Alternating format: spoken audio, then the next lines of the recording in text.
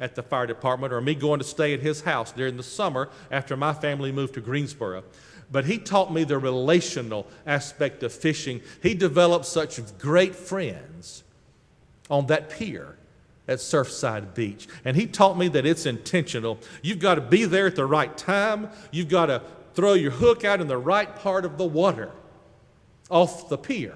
And you've got to be intentional. And I appreciate how he showed me that picture of fishing. And in our text today, we see Jesus teaching the disciples about fishing. They didn't know at the moment it was him. They had been fishing all night. They'd caught nothing. And often fishermen would spend the entire night fishing and then have nothing to show for it, and of course, be discouraged. And this particular night, that had happened, but they saw somebody on the seashore who gave them some advice and told them about fish. He acknowledged they didn't have any fish when he asked them. They said no, they didn't, and he told them to cast the net to the right side of the boat and you'll find some. So they cast it, and now they were not able to haul it in because there were so many fish. It was typical if someone might could stand on the seashore and see the fish, the fishermen might not could see right there at their boat. So he told them where to throw the net, what to do, how to be intentional about catching the fish. And they did what he said, and they caught the fish where they couldn't even haul it in. And then John realized who it was and said to Peter, "It is the Lord." He had already shown himself to the disciples twice after the resurrection. And he was now appearing to them again following the resurrection right here on the seashore. John realized who it was and said, "It is the Lord." One of the funniest lines in the whole Bible is next in our text. It said, when Simon Peter heard that it was the Lord, he put on some clothes, for he was naked, and jumped into the sea. That sounds a little backwards to me, but if you read about their fishing, the fishermen would be out in the boat, and they may remove as much clothing as possible to make it easy to move and to work.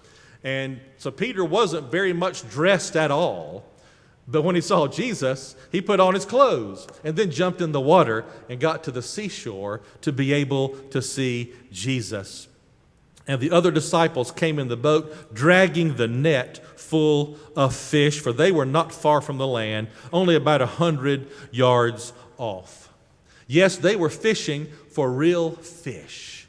And Jesus was giving them some hints, as my papa did for me when he and I would fish together, and he was teaching me as a little boy how to fish.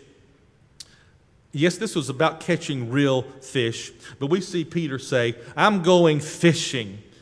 And this was more of a symbolic kind of fishing expedition where Jesus got involved and helped the disciples. And William Hull says the fishing here was symbolic of the mission of the apostles to be fishers of people.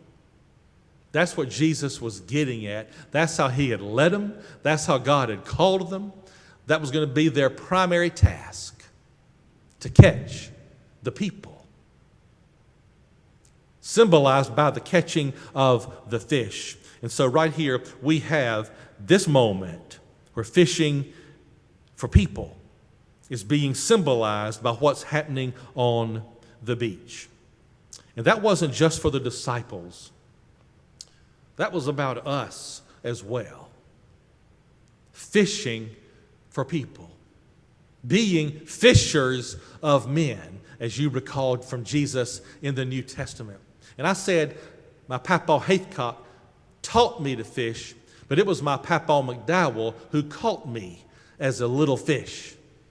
My grandfather, Charles Franklin McDowell I, I was his first grandchild, and he prayed that he hoped and he prayed that his first grandchild might be a male who could carry on his name. Check on that answer to prayer. And he also prayed, without ever pressuring me during my life, that first grandchild might be called to follow in his footsteps. And he did exactly what I'm doing right now for 51 years around Asheboro and High Point, North Carolina. And he prayed that first grandchild who was CF the third, might follow in his footsteps. But some of my earliest memories with him and my grandmother were going to the parsonage they lived in for Southside Baptist Church in High Point. He had a study in the parsonage, and I can remember walking by his study door with it closed, hearing him praying on the inside, praying for people. And I've heard him pray for me as a little boy. And I know he prayed for me before I was born. He prayed for me after I was born. But he showed me about fishing for people, like my other papa showed me about fishing for fish, that you've got to be consistent in sharing the gospel of Jesus. You've got to be relational.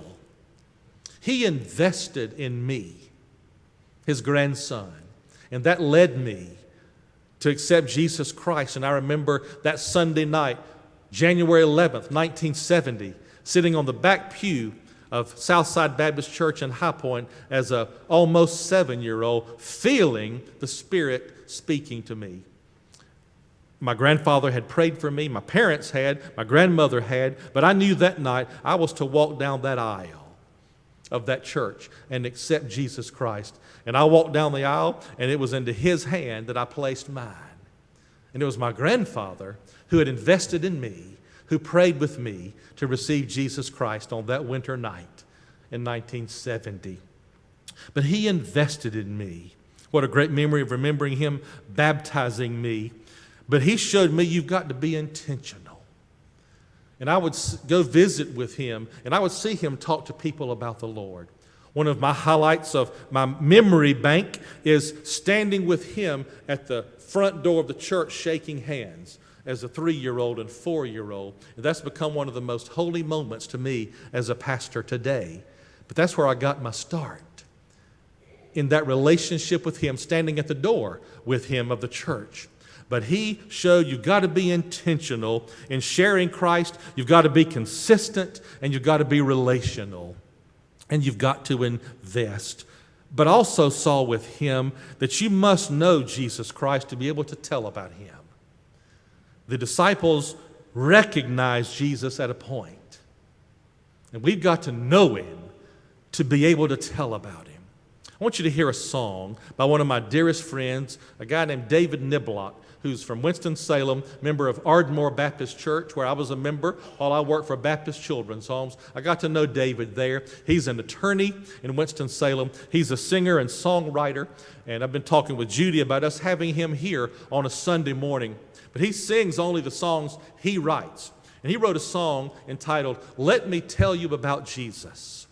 And this is what we need to be telling others in our efforts for fishing. But listen to the first part of this song, and thank you, Kenny, for playing it.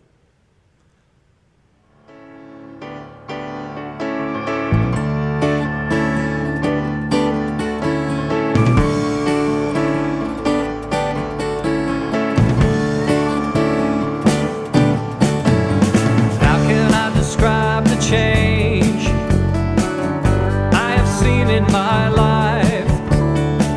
Things that once were important faded out of my sight. The person I once was, not the person I now am. Now I'm living a new life, and now I understand.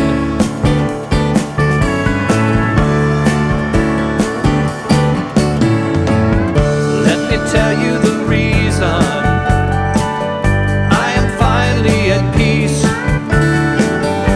Savior opened up his arms and he called out to me.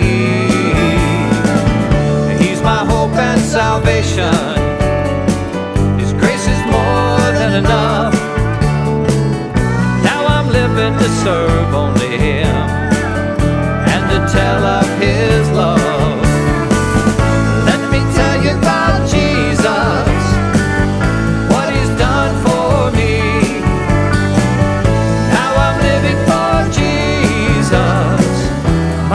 Everything. When I called upon Jesus and I gave him my heart, my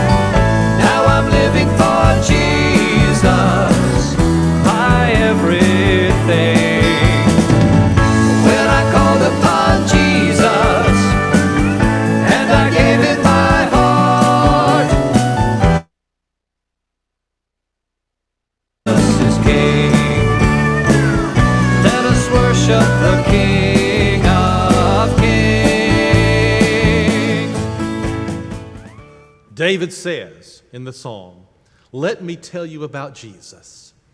And that's the message every one of us have, and that's the message every one of us can say. Let me tell you about Jesus. And it's Jesus who said to the disciples, follow me, and I will make you fishers of men. I'll help you catch people. So David says, let me tell you about Jesus. That's what we're to say. And Jesus says, follow me, and I'll make you fishers of people. And then we note in Mark and Matthew what the disciples did when Jesus said that to them. They immediately stopped what they were doing and followed him to be fishers of people. When are you going to do that? They did it immediately. What about you? May we pray.